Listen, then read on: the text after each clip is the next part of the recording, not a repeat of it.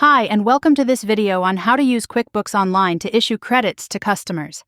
Credits are useful for reducing amounts owed on invoices or writing off balances for unpaid invoices, like bad debt. It's important to understand that credits differ from refunds, as refunds involve returning money to a customer, whereas credits simply adjust the amount owed now or in the future. To get started, you'll choose New Credit Memo in QuickBooks. Remember, it's best not to edit invoices that have already been sent, as making changes to them could affect past periods. Instead, use a credit memo to adjust the balance appropriately. After selecting the customer and the products or services for which you're issuing the credit, add the desired credit amount. If you'd like to send a copy of the credit memo to the customer, click Save and Send. If not, simply click Save and Close. Next, we'll show you how to apply the credit memo.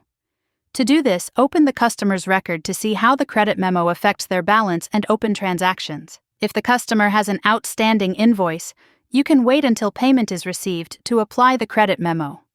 Alternatively, you can apply it immediately by selecting New Receive Payment, entering the customer's name, and letting QuickBooks automatically select the credit memo and the oldest open invoice.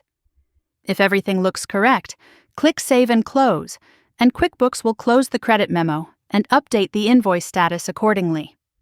For those who typically don't have multiple open invoices with customers, or if it doesn't matter which invoice the credit is applied to, you can adjust your settings in QuickBooks to automatically apply credits to the oldest invoice.